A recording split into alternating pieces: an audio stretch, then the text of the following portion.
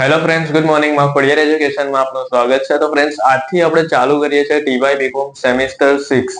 તો આપણે સિલેબસ પહેલા જોઈ લીધેલો હતો કે આપણા ટીવાય બીકોમ સેમ 6 અકાઉન્ટમાં મેનેજમેન્ટ અકાઉન્ટ, જે આપણો દાખલા વાળો વિષય છે, એની અંદર રોકડ અંદાજપત્ર, નિર્ણયકર્તાના હિસાબો અને પરિવર્તનશીલ અંદાજપત્ર, આ 3 ચેપ્ટર જ તમારા દાખલાવાળા છે. અને એમાંથી આજે આપણે સૌથી પહેલા સ્ટાર્ટ કરીએ છીએ નિર્ણયકર્તાના હિસાબ. બરાબર છે. તો સેમ 5 ની એક્ઝામ તમારી પતી ગઈ હશે. બરાબર છે. તો સેમ 6 અત્યાર સુધી છે ને, તમને 1 થી 5 સેમમાં જેટલું તમને એવું લાગ્યું હશે ને કે ભાઈ આ અઘરા ચેપ્ટર છે, આ અઘરું છે, એ બધું છે ને હવે ટેન્શન તમારે ભૂલી જવાનું. સેમ 6 છે ને 1 થી 5 સેમ કરતા બહુ જ ઈઝી છે. બરાબર છે. આમાં તમે અકાઉન્ટ જોશો, સ્ટેટ જોશો, તો તમે મારી પાસે ભણશો તો એકદમ ઈઝી લાગશે, જરાક પણ અઘરું નથી. અને એવી જ રીતે આ નિર્ણયકર્તાના હિસાબ જે છે ને, આ ટીવાય બીકોમ સેમ 6 મેનેજમેન્ટ અકાઉન્ટ 8 છે. આ તમારું અકાઉન્ટ 8 છે, જે દાખલા વાળું છે. અને ઓડિટિંગ જે અકાઉન્ટ 7 હોય એ થિયરીનું છે. એટલે પરીક્ષા આપવા જાઓ ત્યારે ધ્યાન રાખજો. આ જે અકાઉન્ટ 8 છે ને, એ દાખલા વાળું અકાઉન્ટ 7 હોય ને, એ થિયરીનું ઓડિટિંગમાં આવે. એટલે પરીક્ષામાં ભૂલ નહીં થાય. ચાલો, તો સૌથી પહેલા ચેપ્ટરની વાત કરીએ. આ ચેપ્ટરનું ઇન્ટ્રોડક્શન હું તમને પહેલા કરાવી દઉં કે આ ચેપ્ટરમાં શું આવશે. નિર્ણયકર્તાનો હિસાબ છે ને, એટલે સૂત્રવાળું ચેપ્ટર છે આખું. અને એમાં પણ જેટલા સૂત્ર આવે ને, સૂત્રો બધા અહીંયા બોર્ડ પર લખી કાઢેલા છે. બરાબર છે. અને આ ચેપ્ટરમાંથી 14 માર્કનો મોટો દાખલો આવશે, 3 માર્કનો નાનો દાખલો આવશે, 3 માર્કની ટૂંક નોંધ આવશે. અને કદાચ જો તમને એમસીક્યુ આવી જાય તો તમને એમસીક્યુ પણ આવશે 4 માર્ક્સના. એટલે તમે વિચાર કરો ને, 20 માર્ક સુધી તો આ ચેપ્ટરમાંથી આવી જાય છે. બરાબર ને? એટલે જો તમે આ એક ચેપ્ટર પણ એકદમ પાક્કું પરફેક્ટ કરીને જશો ને, એકદમ દાખલા બધા ગણશો, સૂત્રો મોઢે કરશો, બધું જ, તો આમાંથી તમે પાસ થઈ જશો આ ચેપ્ટરમાંથી. બરાબર છે. અને આ ભણ્યા પછી તમે બીજું ચેપ્ટર બી ભણશો ને, તો એ પણ તમને ઈઝી લાગશે પાછું. જો તો આ ચેપ્ટરમાં શું છે, નિર્ણયકર્તાના હિસાબ. તો નિર્ણયકર્તાના હિસાબનું પહેલું બીજું નામ સમજી લો. નિર્ણયકર્તાના હિસાબનું બીજું નામ છે સમતુત વિશ્લેષણ. શું છે? સમતુત બિંદુ એને કહે, સમતુત વિશ્લેષણ પણ એને કહી શકાય છે. બરાબર છે. તો આ આખા ચેપ્ટરમાં છે ને, હું તમને એક જ કોષ્ટક કહું છું. જો ખાલી એક કોષ્ટક તમે મોડે કરી લીધું ને, આટલું નાનું ખાલી એક કોષ્ટક, 5 લીટીનું કોષ્ટક, ખાલી એ મોડે રહી ગયું તમારું, તો આજે તમારું આખું ચેપ્ટર પૂરું એમ સમજી લો. ને આજે હું તમારો આ પહેલા જ વિડીયોમાં, ઇન્ટ્રોડક્શનના પહેલા જ વિડીયોમાં 70% ચેપ્ટર તમારું પૂરું થઈ જશે. પછી જે 30% છે એ ખાલી દાખલા કરવાના હોય. બરાબર છે. આ ખાલી તમે આજે જોઈ લીધું ને, આ એકદમ મોડે કરી નાખ્યું, એકદમ પરફેક્ટ નોટમાં લખીને. બરાબર છે. તો તમારું અહીંયા જ પૂરું ચેપ્ટર એમ માની લો. કારણ કે આ ચેપ્ટરમાં જેટલું છે ને, એ બધું અહીંયા બોર્ડ પર લખી કાઢેલું છે. બરાબર છે. અને આમાંથી જ બધું આવી જશે. ચાલો, તો સ્ટાર્ટ કરીએ. બોલો, મેં તમને શું કીધું? આ ચેપ્ટર તમને એકદમ પાક્કું કરવું હોય તો તમારે શું યાદ રાખવું પડે? ખાલી એક કોષ્ટક નાનું યાદ રાખવાનું છે, એટલે આખું ચેપ્ટર આવડી ગયું એમ સમજી લો. બરાબર છે. તો કયું એવું નાનું કોષ્ટક છે કે જે યાદ રાખો? તો જો સૌથી પહેલા મેઇન વસ્તુ હોય તો વેચાણ. શું યાદ રાખવાનું? વેચાણ. વેચાણમાંથી તમે ચલિત ખર્ચા માઇનસ કરો ને, એટલે તમને શું મળી જાય? ફાળો. આટલું યાદ રાખજો. જો આપણી પાસે બે ખર્ચ હોય, એક ચલિત ખર્ચ હોય અને એક સ્થિર ખર્ચ હોય, તો પહેલે હું વાત કરું છું ચલિત ખર્ચ. જો તમે વેચાણમાંથી ચલિત ખર્ચા માઇનસ કરો એટલે તમને શું મળે? ફાળો. ફાળામાંથી તમારે શું માઇનસ કરવાનું છે? સ્થિર ખર્ચ. યાદ રાખો, ફાળામાંથી શું માઇનસ કરવાનું છે? સ્થિર ખર્ચ. જો રકમ તમારી પ્લસમાં આવે તો એને નફો કહેવાય, ને જો રકમ તમારી માઇનસમાં આવે તો એને ખોટ કહેવાય. બરાબર છે. ચાલો બોલો, શું આવે? આટલું ખાલી યાદ રાખો. જો હવે આટલું કોને નહીં આવડે? બોલો, સૌથી પહેલા શું આવે? વેચાણ. વેચાણમાંથી શું માઇનસ કરી નાખવાનું? ચલિત ખર્ચ. ચલિત ખર્ચો માઇનસ કરે એટલે મળે ફાળો. ફાળોમાંથી શું માઇનસ કરો? સ્થિર ખર્ચ. જો રકમ પ્લસમાં આવે તો એને નફો કહેવાય, માઇનસમાં આવે તો ખોટ કહેવાય. બોલો, આટલું તો યાદ રહી ગયું કે નહીં? બસ આટલું તમને યાદ રહ્યું એટલે આખું ચેપ્ટર યાદ રહી ગયું એમ સમજી લો. બરાબર? એકદમ ઈઝી છે, કારણ કે આ કોષ્ટક પરથી આ બધા સૂત્રો બને છે. જો આ કોષ્ટક નહીં યાદ રહેશે તો આ સૂત્રો યાદ રહેશે નહીં. તમે આ કોષ્ટક યાદ રાખવું પડશે તો આ બધા સૂત્રો યાદ રહેશે. બોલો, સૌથી પહેલા શું આવે? વેચાણ. વેચાણમાંથી શું માઇનસ કરવાનું? ચલિત ખર્ચ. ચલિત ખર્ચા માઇનસ કરે એટલે શું મળે? ફાળો. ફાળો માઇનસ શું કરવાનું? સ્થિર ખર્ચ. જો રકમ પ્લસમાં આવે તો નફો કહેવાય, ને માઇનસમાં આવે તો ખોટી કહેવાય. બરાબર? હવે આગળ એક નવો પોઈન્ટ સમજો. જો આના પછીનો નવો પોઈન્ટ હવે છે ને ફ્રેન્ડ્સ, એવું યાદ રાખો કે વેચાણ છે ને હંમેશા 100% હોય. કેટલા ટકા હોય? 100%. હવે છે ને આ જે ફાળો છે ને, ફાળોને ટકાવારીમાં શું કહેવાય? પીવીઆર કહેવાય. યાદ રાખજો, ફાળાને ટકાવારીમાં શું કહેવાય? પીવીઆર. ફાળાનો જે જવાબ હોય ટકાવારી જવાબ એને પીવીઆર કહેવાય. હવે પીવીઆર એટલે શું એ પણ કહેવાય. તો જો અહીંયા હું લખું છું, પહેલા માની કે તમારો પીવીઆર છે 30%. કેટલો છે? 30%. પીવીઆર છે તમારો 30%, એટલે ફાળાનો ટકાવારીમાં જવાબ કહેવાય ને, એને જ પીવીઆર કહેવાય. નોંધ લખી દેજો, ફાળાનો ટકાવારીમાં જે જવાબ આવે એને પીવીઆર કહેવાય. બરાબર છે. અને પીવીઆર ને ગુજરાતીમાં નફા જથ્થાનો ગુણોત્તર કહેવાય. અને પીવીઆર નું full form profit volume ratio કહેવાય. શું કહેવાય? Profit volume ratio. જો જેટલું હું તમને કહું ને કે આ નોંધ લખી દઉં, એટલે તમારે હાસ્યમાં નોંધ લખાઈ દે, નોંધ લખી દેવાની, રેડ પેન થી નોંધ લખી દેવાની. ચલો જો માની લો કે વેચાણ 100% કમ્પલસરી છે, પીવીઆર તમારો 30% છે. આનો મતલબ એવું થાય કે વેચાણ 100% હંમેશા છે, પીવીઆર 30% માની લો કે આપેલો, તો ચલિત ખર્ચ સમજી લો કે 70% હોય. કેટલા ટકા હોય? 70%. ટૂંકમાં આ ફાળો અને ચલિત ખર્ચ બંને મળીને તમારું કેટલું થવું જોઈએ? 100% થવું જોઈએ. કેટલું થવું જોઈએ? 100%. હવે માની લો કે તમારો ચલિત ખર્ચો કેટલો છે? અહીંયા ચલિત ખર્ચ 20%. ચલિત ખર્ચા તમારા 20% છે. આનો મતલબ શું થયો કે પીવીઆર તમારો કેટલો થઈ ગયો? 80%. બોલો, ખબર પડી ગઈ? એટલે ટૂંકમાં ચલિત ખર્ચ અને ફાળો બંને મળીને તમારું છે ને વેચાણ 100% થવું જોઈએ. બરાબર છે. હવે બીજું લઈએ, મને કે ફાળો 50% છે, તો આ ચલિત ખર્ચ બી 50% થઈ ગયું. થઈ ગયું ને? આવી રીતે યાદ રાખો. બરાબર છે. ચાલો આગળ. ચાલો પહેલા આખું કોષ્ટક પાછું મોડે કરી નાખીએ આપણે. સૌથી પહેલા વેચાણ, વેચાણમાંથી ચલિત ખર્ચા માઇનસ કરો એટલે ફાળો મળે, ફાળોમાંથી સ્થિર ખર્ચા માઇનસ કરો. જો પ્લસમાં રકમ આવે તો નફો કહેવાય ને જો માઇનસમાં રકમ આવે તો ખોટ કહેવાય. જો ફાળો 50% હોય તો ચલિત ખર્ચ પણ 50% થઈ જાય. જો ચલિત ખર્ચ 70% હોય તો પીવીઆર આપણે એટલે કે ફાળો 30% થઈ જાય. આટલું યાદ રહ્યું? અને બંને મળીને વેચાણ 100% થઈ જાય. ચાલો હવે આપણે સમજીએ ફાળો. તો ફ્રેન્ડ્સ, ફાળો એટલે શું? ફાળો કેવી રીતે આપણે મળે? તો જો પહેલો પોઈન્ટ, વેચાણમાંથી તમે ચલિત ખર્ચા માઇનસ કરી નાખો ને તો પણ તમને ફાળો મળે. આ વાત બરાબર. પછી બીજી રીતે, જો ઉપરથી આપણે નીચે આવ્યા ને, ઉપરથી એમ નીચે, તો આપણે શું જોયું કે વેચાણમાંથી ચલિત ખર્ચા માઇનસ કરો એટલે તમને ફાળો મળી જાય. હવે બીજી વાત, જો તમને નીચેથી ઉપર જવું છે, એટલે જો તમને અહીંયાથી ઉપર જવું છે તો તમે શું યાદ રાખો કે સ્થિર ખર્ચા વત્તા નફો. સ્થિર ખર્ચા જો પ્લસમાં એટલે નફો અને માઇનસમાં આવે એટલે ખોટ, એટલું યાદ રાખો. સ્થિર ખર્ચા વત્તા નફો કરે ને તો પણ તમને ફાળો મળી જાય, અને સ્થિર ખર્ચા માઇનસ ખોટ કરે ને તો પણ તમને ફાળો મળી જાય. પણ જો હવે તમે વિચાર કરો આટલું બધું તમે કેવી રીતે યાદ રાખો, પણ એકદમ ઈઝી વસ્તુ કે ખાલી એટલું જ યાદ રાખો, બીજું કઈ યાદ નહીં રાખતા. ખાલી આ છેલ્લો પોઈન્ટ, આ ખાલી છેલ્લો પોઈન્ટ યાદ રાખી લો, બસ આટલું જ તમને કામ લાગવાનું છે. જ્યારે પણ તમને એમ પૂછે ને કે ભાઈ ફાળો કેવી રીતે શોધાય, તમારે ખાલી એટલું બોલવાનું કે વેચાણ ગુણ્યા પીવીઆર કરે ને એટલે ફાળો મળી જાય. શું કરીએ? વેચાણ ગુણ્યા પીવીઆર કરે ને એટલે ફાળો મળી જાય. બસ ખાલી આ જ મેઇન છે. પરીક્ષામાં તમને આ જ કામ લાગવાનું છે બસ. એટલે આની પર તમે છે ને નિશાની કરી નાખજો, મોસ્ટ ટાઈમ બી લખી દેજો. ફાળાનું છેલ્લું સૂત્ર વેચાણ ગુણ્યા પીવીઆર, આ જ એક્ઝામમાં તમને પૂછાશે. બરાબર છે. નાનો દાખલો હોય, મોટો દાખલો હોય, આ જ તમને કામ લાગવાનું છે, વેચાણ ગુણ્યા પીવીઆર. ચાલો હવે આ કેવી રીતે કામ લાગશે, ક્યાં કામ લાગશે, એ તમને દાખલામાં ખબર પડશે. હમણાં ખાલી તમારે સૂત્ર જોવાના છે. બરાબર છે. ચાલો આગળ. ખબર પડી ગઈ? બોલો. દરેક સૂત્રમાં હું તમને આઈએમપી કહી દેવા, એ આઈએમપી જ તમારે કરવાના છે, બીજું કઈ નથી કરવાનું. બરાબર. ચાલો બીજું, હવે છે પીવીઆર. તો હવે આપણે સમજીએ પીવીઆર એટલે શું. પીવીઆર એટલે પ્રોફિટ વોલ્યુમ રેશિયો. પીવીઆર નું ફૂલ ફોર્મ શું થાય ઇંગ્લિશમાં? Profit volume ratio. અને ગુજરાતીમાં એને શું કહેવાય? નફા જથ્થાનો ગુણોત્તર. શું કહેવાય? નફા જથ્થાનો ગુણોત્તર. અને પીવીઆર છે ને હંમેશા ટકામાં આવશે. કેમાં આવશે? હંમેશા પીવીઆર ટકામાં જ આવે, યાદ રાખવાનું. અને હવે પીવીઆર નું કોમન સૂત્ર યાદ રાખજો. પીવીઆર નું કોમન સૂત્ર કયું આવે? કોમન સૂત્ર જે દરેક દાખલામાં કામ લાગે એને કોમન કહેવાય. તો પીવીઆર નું કોમન સૂત્ર છે ફાળો છેદમાં વેચાણ ગુણ્યા 100. હવે તમે વિચાર કરો કે આ ફાળો છેદમાં વેચાણ ગુણ્યા 100 ક્યાંથી મળે? તો આ રહ્યું જો કોષ્ટકમાં, આ ફાળો, આ છેદમાં વેચાણ લઈ દેવાનું અને ગુણ્યા 100 એટલે ટકામાં જવાબ મળી જાય. ખબર પડી ગઈ? એટલે મેં તમને કીધું કે ખાલી પેલું કોષ્ટક તમે યાદ રાખશો ને તો તમને બધા સૂત્રો આવડી જશે.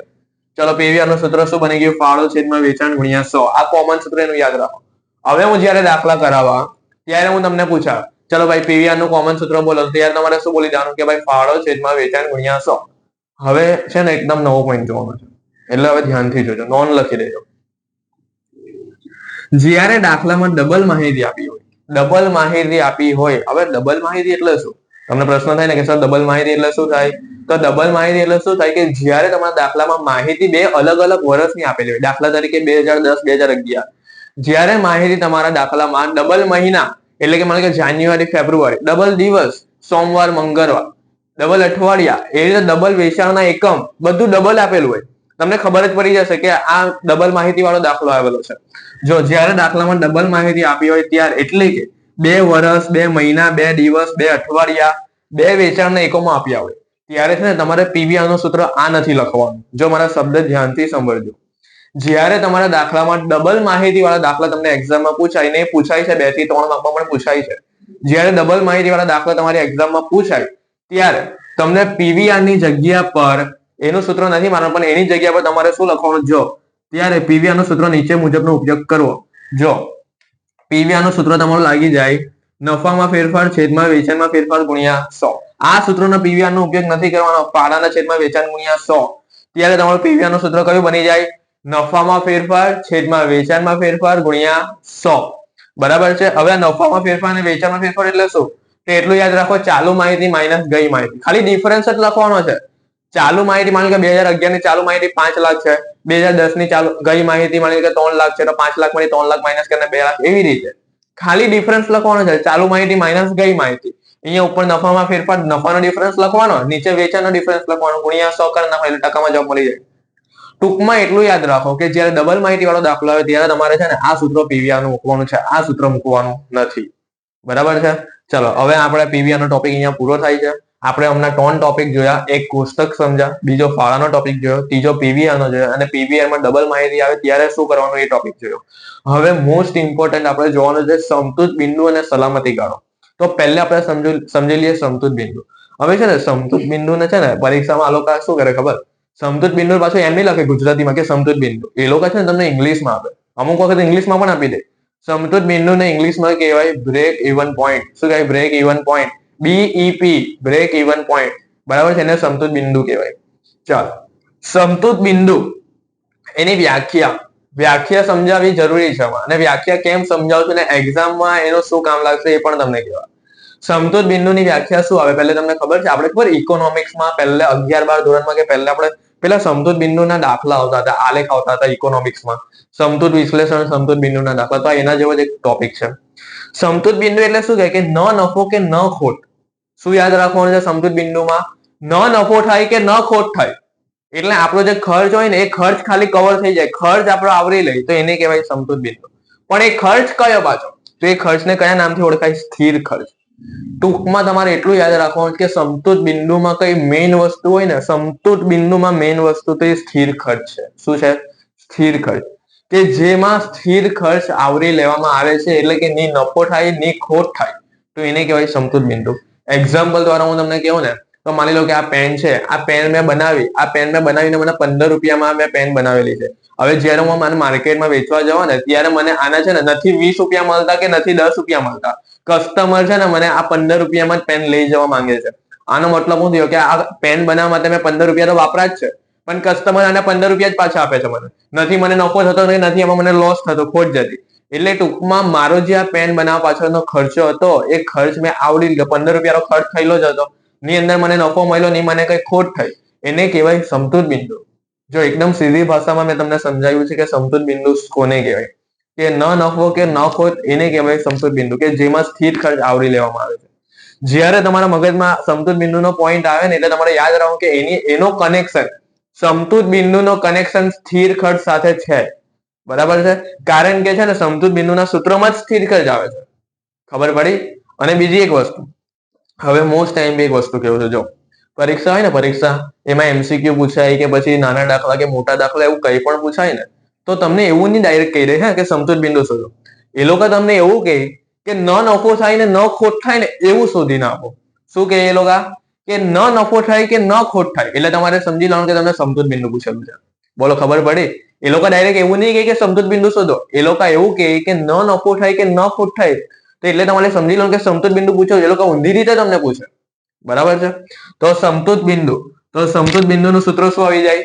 બોલો, સમતુત બિંદુનું સૂત્ર શું આવે? મેઇન વસ્તુ મેં તમને એમાં શું કીધું? સ્થિર ખર્ચ. હવે પરીક્ષામાં છે ને ફ્રેન્ડ સમતુત બિંદુ બે રીતે પૂછે. કાં તો તમને છે ને સમતુત બિંદુ રૂપિયામાં પૂછે, કાં તો તમને સમતુત બિંદુ એકમોમાં પૂછે. માની લો કે તમને છે ને સમતુત બિંદુ રૂપિયામાં પૂછે છે, તો તમારે છેદમાં પીવીઆર લખવાનું. શું લખવાનું? છેદમાં પીવીઆર. અને માની લો કે તમને સમતુત બિંદુ એકમમાં પૂછે, તો છેદમાં તમને એકમ દીઠ ફાળો લખવાનો. શું લખવાનું? એકમ દીઠ ફાળો. ને આ એકમ દીઠ ફાળો છે ક્યાંથી આવશે દાખલામાં બધી જ ખબર પડી જશે. અને આ પીવીઆર આપણે આ સૂત્ર મુજબ શોધેલું છે, અને ઉપરનું જે સ્થિર ખર્ચ હોય ને એ આપણે દાખલામાં બેઠું આપેલું છે. ટૂંકમાં દાખલામાં બધી વિગત હોય જ, ખાલી આપણે સૂત્ર જ લખવાના છે. દાખલામાં ઉપરમાં થોડી વિગત હશે, નીચે 7 હવાલા હશે, જેવી રીતે સેમ 5 માં ગુણોત્તર વિશ્લેષણમાં હતું એવી રીતે. બરાબર? પણ આ એના કરતા પણ ઈઝી છે. બોલો, સમતુત બિંદુમાં શું સમજા તમે? સમતુત બિંદુમાં એ મને જણાવો. તો સમતુત બિંદુમાં તમે એવું સમજા કે સમતુત બિંદુની પહેલા વ્યાખ્યા એવી આવે કે જેમાં ન નફો થાય ને ન ખોટ થાય, એટલે કે જેમાં સ્થિર ખર્ચ આવરી લેવામાં આવે, એને કહેવાય સમતુત બિંદુ. સમતુત બિંદુ એક્ઝામમાં તમને ડાયરેક્ટ એવું કદાચ નહીં આપી દે કે સમતુત બિંદુ શું, એવું આપે કે ન નફો કે ન ખોટ, એનો મતલબ સમતુત બિંદુ કહેવાય. બરાબર છે? સમતુત બિંદુ જ્યારે તમને રૂપિયામાં પૂછે ત્યારે છેદમાં તમારે પીવીઆર લખવાનું છે. સમતુત બિંદુ જ્યારે તમને એકમમાં પૂછે ત્યારે તમારે છેદમાં એકમ દીઠ ફાળો લખવાનો છે, અને અંશમાં તમારે શું લખી દેવાનું? સ્થિર ખર્ચ. બરાબર છે? સમજ પડી ગઈ? એકદમ ઇઝી રીતે મેં સમજાવ્યું છે, બરાબર છે? એકદમ નાના નાના પોઈન્ટ છે ને, પાયાના પોઈન્ટ પણ તમને કરાવું છું. એવું નથી કે ડાયરેક્ટ તમને કહી દીધું કે આ સૂત્ર છે ને આ દાખલા છે, બરાબર? એકદમ નાના નાના પોઈન્ટ શીખવાડું છું. ચાલો હવે આગળ. હવે એક પ્રશ્ન તમને એવો થાય, બરાબર, કે સર તમે એવું કીધું કે રૂપિયામાં આવે તો છેદમાં પીવીઆર લખાય ને એકમમાં પૂછે તો છેદમાં એકમ દીઠ ફાળો લખાય. પણ તમને એવું થાય કે પરીક્ષામાં પૂછે જ નહીં તો કેમાં લખવાનું છે? પરીક્ષામાં તમને એવું મેન્શન કાઉન્ટ્સની અંદર નહીં કરેલું હોય કે સમતૂર બિંદુ રૂપિયામાં શોધો કે એકમમાં શોધો, તો તમારે કમ્પલસરી સમતૂર બિંદુ છે ને રૂપિયામાં શોધીને આપી દેવાનું. કેમાં શોધવાનું? રૂપિયામાં શોધવાનું. ખબર પડી ગઈ? જ્યારે તમને દાખલામાં એક્ઝામમાં એવું કીધેલું નહીં હોય કે સમતૂર બિંદુ રૂપિયામાં પૂછો, રૂપિયામાં શોધો કે એકમમાં શોધો, ત્યારે કમ્પલસરી તમારે આ સમતૂર બિંદુ રૂપિયામાં શોધીને આપવાનું કે સ્થિર ખર્ચના છેદમાં પીવીઆર, એને રૂપિયામાં શોધાય. ટૂંકમાં રૂપિયામાં શોધવાનું હોય ત્યારે છેદમાં પીવીઆર લાગે અને એકમમાં શોધવાનું ત્યારે છેદમાં એકમ દીઠ ફાળો લાગે. થઈ ગયું. આ સમતૂર બિંદુનો ટોપિક છે. ખબર પડી ગઈ? ચાલો હવે આગળ. હવે આવ્યો સલામતી ગાળો, ચોથા નંબર પર. તો સલામતી ગાળો છે ને એ પણ જોજે. હવે એ શું છે? હવે એનો મતલબ સમજાવું. સલામતી ગાળો એટલે શું કે છે ને, આ ઉદાહરણ દ્વારા જ તમને સમજાવું. માને કે આ પેન મેં કેટલા બનાવેલી, ચલો બોલો, પેન 15 રૂપિયા બનાવેલી હતી. તો સમતૂર બિંદુમાં શું સમજાય કે ની નફો કે ની ખોટ. પણ સલામતી ગાળામાં છે ને કમ્પલસરી નફો થશે. શું થશે? આ 15 રૂપિયાની પેન મેં કમ્પલસરી છે ને 15 રૂપિયાથી વધારે ભાવમાં જ વેચાવાની છે અને વેચાશે જ. એટલે ટૂંકમાં છે ને આમાં શું તમારો સલામત રહેશે? નફો સલામત રહેશે. શું સલામત રહેશે? જેમાં તમારો નફો સલામત રહે ને એને કહેવાય સલામતી ગાળો. શું કહેવાય? સલામતી ગાળો. જો એકદમ સિમ્પલ ભાષા, મેં કઈ બહુ મોટી વ્યાખ્યા નથી કીધી, 4-5 લીટી, ખાલી એક નાના શોર્ટ શબ્દમાં કહું છું કે જેમાં નફો સલામત હોય ને બસ એને કહેવાય સલામતી ગાળો. કારણ કે આ નાના નાના પોઈન્ટ તમને MCQ માં 1 માર્કમાં પણ પૂછાશે, બરાબર છે? આ દાખલા તો પૂછાશે 3 થી 4 માર્કમાં, પણ આ નાના નાના પોઈન્ટ તમને MCQ માં આવશે, ખાલી જગ્યામાં પૂછાશે. અડધા સ્ટુડન્ટને છે ને ખાલી જગ્યા નથી આવડતી. આવી ખાલી જગ્યા પૂછે ને તો નહીં આવડે. MCQ તો તમે લખી કાઢશો 4 વિકલ્પમાંથી, પણ આ ખાલી જગ્યા આવી રીતે પૂછાય કે સલામતી ગાળાની વ્યાખ્યા જણાવો, તો તમારે લખી દેવાનું કે ભાઈ જેમાં નફો સલામત રહે છે એને કહેવાય સલામતી ગાળો. કે જે ખર્ચ કરતા જેની વધુ રકમ મળે આપણે. માની કે 15 રૂપિયા છે, આ ખર્ચ થયો, એના કરતા આપણે 20 રૂપિયા મળ્યા, તો 5 રૂપિયા જે વચ્ચેનો તો એ નફો મળ્યો એમ. તો સલામતી ગાળામાં મેઇન વસ્તુ શું છે? નફો. એટલે સમતૂર બિંદુનું સૂત્ર અને સલામતી ગાળાનું સૂત્ર બંનેને કમ્પેર કરો. ક્યાં ડિફરન્સ આવે છે? જ્યારે ઉપર સ્થિર ખર્ચ હતો, જ્યારે અહીંયા ઉપર નફો શું આવી ગયો? નફો આવી ગયો. ખબર પડી ગઈ? અહીંયા જ્યારે છે ને સ્થિર ખર્ચ છે ને ત્યારે અહીંયા ઉપર શું આવી ગયું? નફો આવી ગયો. ખબર પડી ગઈ? આમાં મેઇન સ્થિર ખર્ચ છે તો આમાં મેઇન ઉપર નફો છે. જોઈ લો. જો આમાં બંનેમાં અંશમાં શું છે? સ્થિર ખર્ચ છે ને, તો આમાં જો બંનેમાં અંશમાં શું આવી ગયું? નફો. અને કોન્સેપ્ટ એ જ આપણો કે રૂપિયામાં પૂછે તો છેદમાં પીવીઆર અને એકમમાં પૂછે તો છેદમાં એકમ દીઠ ફાળો. બરાબર? ચાલો. અને બીજી એક વસ્તુ આપણું થઈ ગયું નફાના છેદમાં પીવીઆર, નફાના છેદમાં એકમ દીઠ ફાળો. હવે આ 3 સૂત્રો છે ને બીજા એક્સ્ટ્રા છે, જો એ તમને સમજાવું છું. મોસ્ટ ટાઈમ છે. મને કે તમને છે ને ખરેખર વેચાણનું સૂત્રની જરૂર પડે અને ક્યાં પડશે હું તમને કેવું. ખરેખર વેચાણ. ખરેખર વેચાણ હોય ને, ખરેખર વેચાણનું સૂત્ર શું હોય ખબર? સમતૂર બિંદુ વત્તા સલામતી ગાળો. શું હોય? સમતૂર બિંદુ વત્તા સલામતી ગાળો. જો માની લો હું તમને એક ઉદાહરણ આપીને સમજાવું. ખરેખર વેચાણ હંમેશા કેટલા ટકા હોય? 100% આવે. માની કે સમતૂર બિંદુ તમારો 70% હોય તો સલામતી ગાળો કેટલો થઈ જાય? 30%. માની લો કે સલામતી ગાળો તમારો 20% હોય ને તો સમતૂર બિંદુ તમારો કેટલો થઈ જાય? 80%. ટૂંકમાં સમતૂર બિંદુ અને સલામતી ગાળો બંને મળીને ખરેખર વેચાણ 100% થવું જોઈએ. બરાબર? ચાલો બોલો, ખરેખર વેચાણનું સૂત્ર શું આવ્યું? સમતૂર બિંદુ વત્તા સલામતી ગાળો. બરાબર? હવે બીજી રીતે હું તમને સમજાવું. અહીંયા આપણે કરતા કોને બનાવ્યો? ખરેખર વેચાણ. હવે માની લો કે આપણે કરતા સમતૂર બિંદુને બનાવવો હોય તો સૂત્ર શું બની જાય? તો સમતૂર બિંદુને કરતા બનાવો એટલે કે સમતૂર બિંદુ તમારે શોધવું હોય તો એનું સૂત્ર શું આવે? ખરેખર વેચાણ એની જગ્યા પર જ રહે, ખાલી સલામતી ગાળો આ સાઈડ ચાલ્યો જાય એટલે શું થઈ જાય? માઇનસ. એટલે સમતૂર બિંદુ બરાબર ખરેખર વેચાણ માઇનસ સલામતી ગાળો. અને હવે કરતા સલામતી ગાળાને બનાવવો હોય તો સલામતી ગાળો બરાબર ખરેખર વેચાણ માઇનસ સમતૂર બિંદુ. સિમ્પલ છે. અને જો એટલું બધું પણ યાદ નહીં રહેતું હોય તો એકદમ સિમ્પલ રીત બતાવી દઉં તમને કે જો અહીંયા આગળ સમતૂર બિંદુ છે ને તો પાછળ માઇનસ સલામતી ગાળો. જો અહીંયા આગળ સલામતી ગાળો છે ને તો અહીંયા પાછળ માઇનસ સમતૂર બિંદુ. અને કોન્સેપ્ટ પણ મેં તમને સમજાવી લીધો કે કેમ માઇનસ ને પ્લસ. આ ઇક્વલ ટુ ની આ સાઈડ જાય તો હવે આવડે જ તમને પહેલાના નિયમ ત્રીજા ચોથા ધોરણના કે ઇક્વલ ટુ ની આ સાઈડ જાય તો પ્લસ નું માઇનસ થઈ જાય. તો અહીંયા એ જ છે. ચલો બોલો, હું તમને પૂછા કે 3 આડા સૂત્ર કયા? 3 આડા સૂત્ર. તો તમારે શું બોલવાનું? પહેલું, ખરેખર વેચાણ બરાબર સમતૂર બિંદુ વત્તા સલામતી ગાળો. જ્યારે સમતૂર બિંદુ 70% હોય તો સલામતી ગાળો 30% થઈ જાય. એવી રીતે બંને મળીને ખરેખર વેચાણ 100% થાય. હું તમને એમ પૂછા, ચલો ભાઈ સલામતી ગાળાનું આડું સૂત્ર બોલો, તો તમારે શું બોલવાનું? સલામતી ગાળો બરાબર ખરેખર વેચાણ માઇનસ સમતૂર બિંદુ. હવે એવું પૂછા સમતૂર બિંદુનું આડું સૂત્ર શું બોલવાનું? તો સમતૂર બિંદુ બરાબર ખરેખર વેચાણ માઇનસ સલામતી ગાળો અને સલામતી ગાળો બરાબર ખરેખર વેચાણ માઇનસ સમતૂર બિંદુ. કમ્પ્લીટ. બરાબર, અહીંયા સુધીનું કમ્પ્લીટ થઈ ગયું આખું. જો પહેલા આપણે કોષ્ટક સમજ્યા, પછી આપણે ફાળા વિશે સમજ્યા, પછી આપણે પીવીઆર વિશે સમજ્યા, પછી આપણે સમતૂર બિંદુ વિશે સમજ્યા, પછી આપણે સલામતી ગાળા વિશે સમજ્યા, સલામતી ગાળાની ત્રણ બીજા સૂત્રો સમજ્યા. હવેનો પોઈન્ટ મોસ્ટ આઈએમપી છે. હવે છે ને એકદમ પરફેક્ટ નોટમાં લખજો, ભૂલ નહીં પડે એવી રીતે. આ હવાલા તમારા છે ને પરીક્ષામાં પૂછાશે 14 માર્કના દાખલાની અંદર. બરાબર છે, યુનિવર્સિટીની એક્ઝામમાં, ઇન્ટરનલ એક્ઝામમાં આ હવાલા 14 માર્કના દાખલાની અંદર આવવાના છે. અને કમ્પલસરી આવા જ હવાલા તમને બેઠા જોવા મળશે. બરાબર છે, કારણ કે આના સિવાય કઈ નથી આ ચેપ્ટરમાં. આ જ છે બધું. અને તમારા ચેપ્ટરમાં કેવા દાખલા આવે ખબર છે? તમારા ચેપ્ટરમાં ખાલી એટલું જ કે ભાઈ વેચાણમાં આટલા ટકાનો વધારો થયો હોય, ચલિત ખર્ચમાં આટલા ટકાનો ઘટાડો થયો હોય, તો સમતૂર બિંદુ શોધો, સલામતી ગાળો શોધો, પીવીઆર શોધો, એવી રીતના જ દાખલા આવે. બરાબર છે, આ જ બધું પૂછાશે, કઈ નવું નથી આવવાનું. બરાબર, ચાલો. અને આપણા મોસ્ટ આઈએમપી હવાલાનું હેડિંગ આપી દઉં પહેલા તમારી નોટમાં. બરાબર છે, ચલો પહેલો હવાલો સમજીએ. આ અહીંયા ઉદાહરણ તરીકે એક રકમ લખેલી છે. તમારા પરીક્ષાના પેપરમાં એવો હવાલો આવશે કે 10,000 રૂપિયા નફો ખોટ કમાવા માટે જરૂરી વેચાણ શોધો. એટલે ટૂંકમાં અહીંયા તમને શું કે 10,000 નફો કે ખોટ તમને કંઈ પણ આપેલું હોય અને પાછળ શું કીધું કે જરૂરી વેચાણ શોધો. જો મેઇન વસ્તુ છે આગળ પાછળનું, મેઇન વસ્તુ શું છે આગળ પાછળનું, કે આગળ તમને શું આપેલું ને પાછળ તમને શું આપેલું. અહીંયા આ હવાલામાં આગળ તમને 10,000 રૂપિયા નફો આપેલો હોય કે ખોટ આપેલો હોય ગમે તે, અને પાછળ તમને એમ કીધેલું હોય કે જરૂરી વેચાણ શોધો. શું કીધેલું હોય? જરૂરી વેચાણ શોધો. તો જ્યારે તમને છે ને આગળ નફો ખોટ ને પાછળ જરૂરી વેચાણ આપેલું હોય ત્યારે તમારે યાદ રાખજો જરૂરી વેચાણનું શું સૂત્ર આવશે? સ્થિર ખર્ચા. અને જો અહીંયા નફો હોય તો પ્લસ નફો, જો અહીંયા ખોટ હશે તો માઇનસ ખોટ આપણે કરતા. સ્થિર ખર્ચા વત્તા નફો. અને જો રૂપિયામાં પૂછે તો કોન્સેપ્ટ એ જ કે છેદમાં પીવીઆર, અને જો એકમમાં પૂછે તો કોન્સેપ્ટ એ જ કે છેદમાં એકમ દીઠ ફાળો. આ કોન્સેપ્ટ મેં તમને શીખવાડી દીધેલો છે કે રૂપિયામાં પૂછે તો છેદમાં પીવીઆર લેજો, અને એકમમાં પૂછે તો છેદમાં એકમ દીઠ ફાળો. અને કઈ નહીં કીધું હોય તો ફરજિયાત રૂપિયામાં લઈ લેવાનું, એટલે કે છેદમાં પીવીઆર લખી દેવાનું.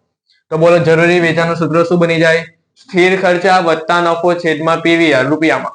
અને જો આ જ વસ્તુ આપણે એકમમાં શોધવું હોય તો સ્થિર ખર્ચા વત્તા નફો છેદમાં એકમ દીઠ ફાળો. અને માની લો કે અહીંયા 10,000 રૂપિયા નફાની જગ્યાએ તમને એમ કહેતા કે 10,000 રૂપિયાની ખોટ, તો અહીંયા માઇનસ આપણે શું કરી નાખતા? ખોટ કરી નાખતા. બરાબર છે, થઈ ગયું આપણે જરૂરી વેચાણનો ટોપિક. એકદમ ઈઝી છે. બરાબર, કઈ અઘરું નથી. ખાલી તમારું છે ને કોન્સન્ટ્રેટ અહીંયા હોવું જોઈએ બસ.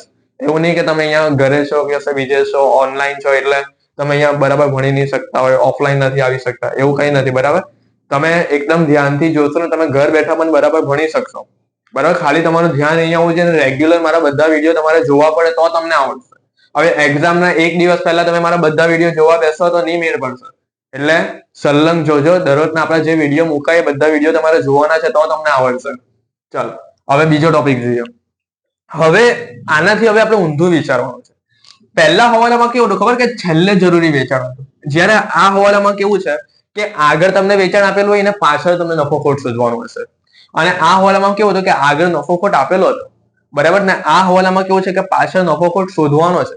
તો એટલું યાદ રાખો કે જ્યારે તમારે નફો ખોટ શોધવાનો હોય, નફો કે ખોટ, ત્યારે તમારે પેલા કોષ્ટકના છેલ્લા 3 સ્ટેપ યાદ રાખો. કયા 3 સ્ટેપ? ફાળો માઇનસ સ્થિર ખર્ચ અને નફો કે ખોટ. બસ આટલું ખાલી યાદ રાખી દેશો ને એટલે આ હવાલો અહીંયા જ પૂરો થઈ જાય. બરાબર, બોલો જ્યારે નફો ખોટ શોધવાનો આવે ત્યારે તમારે કોષ્ટકના છેલ્લા 3 સ્ટેપ યાદ રાખવાના. જોઈ લો, આ રહ્યું. ફાળોમાંથી શું માઇનસ કરી નાખવાનું? સ્થિર ખર્ચ, એટલે નફો કે ખોટ મળી જાય. હવે એવું પ્રશ્ન થાય કે સર આ ફાળો કેવી રીતે અમે લાવશું? તો ફાળો કેવી રીતે લવાય બોલો? મેં તમને શું કીધું કે જ્યારે પણ ફાળાનો ટોપિક આવે ત્યારે ફાળાનું મોસ્ટ આઈએમપી સૂત્ર તમારે કયું યાદ રાખવાનું છે? જો આવ્યું, વેચાણ ગુણ્યા પીવીઆર. આ સૂત્ર તમારે અહીંયા એપ્લાય કરવાનું. જોઈ લો, વેચાણ ગુણ્યા પીવીઆર. ખબર પડી? એટલે વેચાણ ગુણ્યા પીવીઆર કરો. વેચાણ પાછું કયું લેવાનું? હવાલાનું 1 લાખ છે ને એ લેવાનું. અને પીવીઆર તમને આપેલો જ હશે. માનો કે 1 લાખ ને તમને પીવીઆર 20% આવે તો 1 લાખ ને 20% 20,000 કરીને ફાળો લખી દેવાનો. અને સ્થિર ખર્ચ તમને દાખલામાં આપેલું છે એવી રીતે. જો પ્લસમાં રકમ આવી તો નફો કહેવાય, ને જો માઇનસમાં રકમ આવે તો ખોટ કહેવાય. બરાબર છે? જો બધી માહિતી તમને આપેલી છે. બરાબર, કઈ ઉપરથી નથી ભણાયેલું. બધું એકદમ ડીપલી જઈને પોઈન્ટ ક્લિયર કરાયેલા. હજુ પણ જો તમને નહીં સમજ પડતી હોય તો આપણો અહીંયા નંબર જો આ અહીંયા નંબર લખેલો છે 7433858780. તમે કોલ કરી શકો છો અને કઈ પણ માહિતી લઈ શકો છો. નહીં સમજ પડતી હોય વોટ્સએપ પર ફોટો પણ મોકલી શકો છો. કોઈ દાખલો નહીં આવડતો હોય તો. ચલો આગળ. હવેનો ટોપિક છે ને મોસ્ટ આઈએમપી, ત્રીજો ને ચોથો. ત્રીજો ચોથો ટોપિક છે ને એવી કોઈ પરીક્ષા નથી કે આ હવાલો નહીં આવ્યો હોય. આ હવાલો છે ને આવે જ. કયો હવાલો ખબર? સલામતી ગાળો શોધો અને સલામતી ગાળો ટકાવારીમાં શોધો. આ હવાલો આવે છે, ઇન્ટરનલ એક્ઝામમાં પણ આવે છે કેટલીક વખત. તો યુનિવર્સિટીમાં તો આવે જ છે, પણ ઇન્ટરનલમાં પણ આ મૂકે છે લોકો. જો 10,000 નફો કમાવા માટે સલામતી ગાળો શોધો અને સલામતી ગાળો ટકાવારીમાં શોધો. તો અહીંયા બે વસ્તુ તમારે શોધવાનું છે. એક સલામતી ગાળો શોધો અને બીજો સલામતી ગાળો ટકાવારીમાં શોધો. તો પહેલો ટોપિક તો તમને આવડે જ છે કે ભાઈ હા સલામતી ગાળો કેવી રીતે શોધાય. તો તમે જોયું કે પહેલા આપણે ભણી ગયા રહ્યું કે નફાના છેદમાં પીવીઆર. જો કમ્પલસરી રૂપિયામાં જ આવે આમાં કે નફાના છેદમાં પીવીઆર. આ તો તમને આવડે છે. આવી રીતે સલામતી ગાળો શોધી કાઢવાનો. પણ જ્યારે સલામતી ગાળો ટકાવારીમાં શોધવાનો હોય, કેમાં શોધવાનો હોય સલામતી ગાળો? સલામતી ગાળો જ્યારે તમારે ટકાવારીમાં શોધવાની ત્યારે તમારે શું કરવાનું છે? તો જો ત્યારે છે ને ફ્રેન્ડ્સ, જો મને કે અહીંયા તમારો સલામતી ગાળો આવ્યો 1 લાખ. કેટલો આવ્યો? 1 લાખ. તો આ જ બેઠો 1 લાખ તમારે કા લખી દેવાનો અંશમાં અને છેદમાં પણ એ લખી દેવાનો. એટલે સૂત્ર શું બની ગયું? સલામતી ગાળાના છેદમાં સલામતી ગાળો વત્તા નીચે શું યાદ રાખો કે સમતુલ બિંદુ. આ સમતુલ બિંદુ તમારે દાખલામાં શોધેલું હશે કાં તો આપેલું હશે. એવી રીતે સલામતી ગાળાના છેદમાં સલામતી ગાળો વત્તા સમતુલ બિંદુ ગુણ્યા 100. હવે એક્ઝામમાં લોકો શું ભૂલ કરે ખબર? કે આ છેદનું અંશમાં લખી દે, અંશનું છેદમાં લખી દે. અડધાને એટલી કન્ફ્યુઝન થાય ને પરીક્ષામાં. બરાબર છે. એટલે હું તમને કહું છું પહેલા આ પહેલો વિડીયો એકદમ ધ્યાનથી જુઓ. સૂત્ર 5-6 વખત લખી કાઢો, બોલો મોઢે, તો તમને યાદ રહેશે. બરાબર છે. ચલો બોલો સલામતી ગાળો ટકાવારીમાં જવાબ. ટકાવારીનું સૂત્ર શું આવે? તો સલામતી ગાળો છેદમાં સલામતી ગાળો વત્તા સમતુલ બિંદુ ગુણ્યા 100. ગુણ્યા 100 લગાવવાની કેમ જરૂર પડી? કારણ કે જવાબ ટકાવારીમાં આવશે. કેમાં આવશે? ટકાવારીમાં આવશે. થઈ ગયું. ચાલો, અને ચોથું સૂત્ર છે ને, ચોથું સૂત્ર છે ને, આ ચોથું સૂત્ર છે ને કોઈને આવડે જ નહીં. કેવી રીતે છે ને, કેવી રીતે જવાબ લાવવાનો હોય ને એ કોઈને સમજ જ નહીં પડે અને કન્ફ્યુઝન થઈ જાય. શું કન્ફ્યુઝ થાય ખબર? કે આ છેદમાં એકમ દીઠ સ્થિર ખર્ચ છે ને એ કેવી રીતે લાવવાનો અને ક્યાંથી લાવવાનો આવડે જ નહીં કોઈ. અને અડધા તો છે ને આ સૂત્ર કરાવતા જ નથી. આ સૂત્ર એટલું એટલે આવડે નહીં બધાને. એમ છે કઈ નહીં, પણ છે ને ખબર જ નહીં પડે કઈ રીતે રકમ ક્યાંથી લાવવાની છે. તો પણ મેં અહીંયા લખેલું છે કારણ કે પરીક્ષામાં પૂછાય છે ને એટલા માટે. MCQ માં પણ પૂછાય છે અને મોટા દાખલામાં પણ આ પૂછાય છે.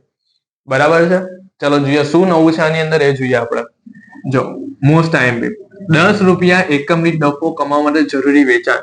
તો હવે તમે એમ કહેશો સર આમાં નવું તો કઈ આવ્યું જ નહીં. આવું તો પહેલે પણ અહીંયા આવી ગયેલું. જોઈ લો, આ રહ્યું કે 10,000 નફો કમાવા માટે જરૂરી વેચાણ. તો આમાં શું ફરક છે એમ એવો પ્રશ્ન થાય ને. તો તમે જુઓ જરાક વિચાર. અહીંયા જે 10,000 રૂપિયા નફો હતો એ આખા એકમનો છે. ટોટલ કુલ એકમ એટલે વધારે રકમ છે. જો અહીંયા કુલ એકમનો નફો છે. જ્યારે અહીંયા જે નફો છે ને એ ફક્ત ને ફક્ત એક જ એકમનો છે. જો એક એકમ દીઠ શબ્દ, જ્યારે અહીંયા એકમ દીઠ શબ્દ નથી. અહીંયા જે 10 રૂપિયા નફો છે માત્ર એક એકમનો, અને અહીંયા જે નફો છે એ આખા લોટનો છે. બરાબર છે. તો અહીંયા એમ કે 10 રૂપિયાનો એકમ દીઠ નફો કમાવવા જરૂરી વેચાણ શોધો. તો જ્યારે તમને એકમ દીઠ નફો કે એકમ દીઠ ખોટ અહીંયા મૂકેલી હોય, તમને એમ કીધેલું હોય કે જરૂરી વેચાણ શોધો, તો ત્યારે જરૂરી વેચાણ ફક્ત ને ફક્ત એકમમાં આવશે. શું આવશે? એકમમાં.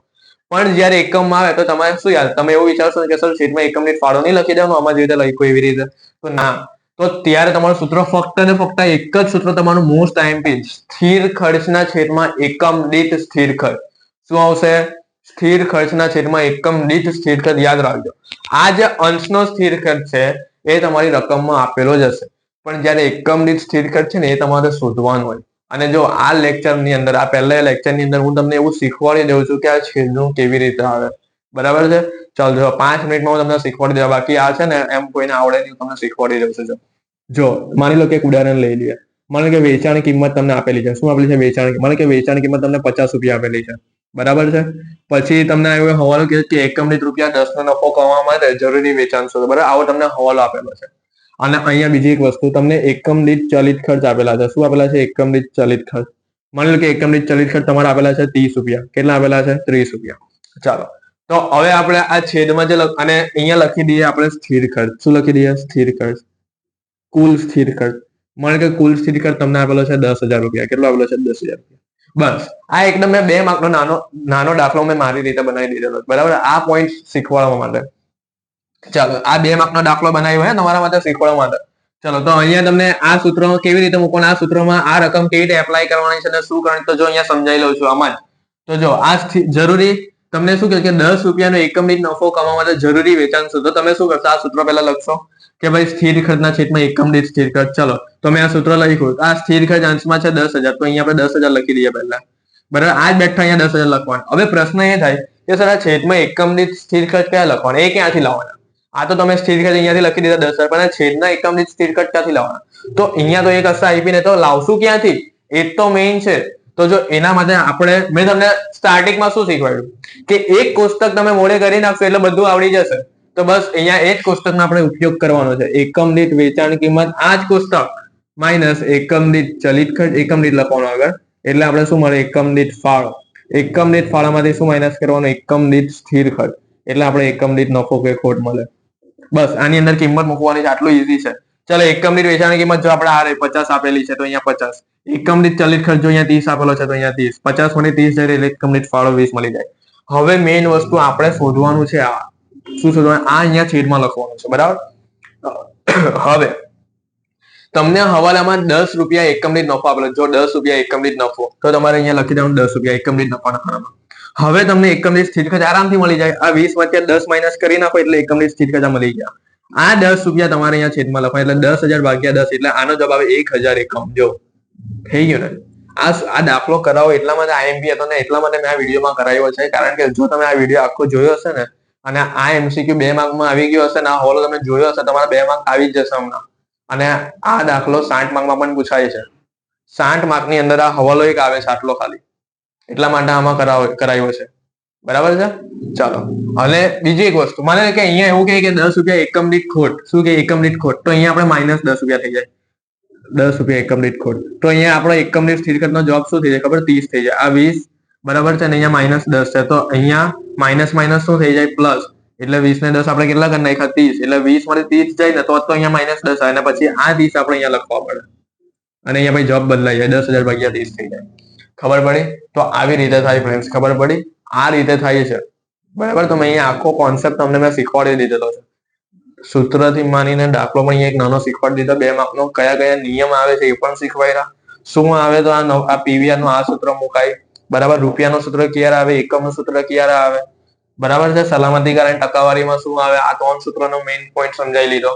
પછી આ પોઈન્ટ આવે ત્યારે શું કરવાનું? ટૂંકમાં મેં તમને બધું સમજાવી લીધું છે આ વિડીયોની અંદર. તો આ વિડીયો એકદમ ધ્યાનથી જોઈ લો. આ એકદમ બેઝિક વિડીયો છે કે જેમાં તમારો નિર્ણય કરતા આખો પાયો મજબૂત થઈ જાય. બરાબર. તમે એક્ઝામના સમયે ખાલી આ પહેલો વિડીયો બી જોઈ લેશો તો પણ તમારા માર્ક આવી જશે વધારે. ચાલો તો હવે નેક્સ્ટ લેક્ચરમાં આપણે છે ને પહેલા ડબલ માહિતી વાળા જે દાખલા છે ને આ ડબલ માહિતી વાળા દાખલા જે તમને પૂછાય ને એ પહેલા બધા કમ્પ્લીટ કરી દેશું. બરાબર.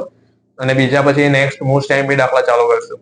અને યુટ્યુબ પર કેવું છે ફ્રેન્ડ્સ? યુટ્યુબ પર છે ને આપણે આના 2-3 ભાગ બેઝિક મૂકી દઈશું. અને જો તમને એવું લાગે કે આમ સારું ભણાવે છે ને તમને ખબર પડે છે બધી તો આપણી એપ્લિકેશન પ્લે સ્ટોર ઉપરથી ડાઉનલોડ કરો તમે.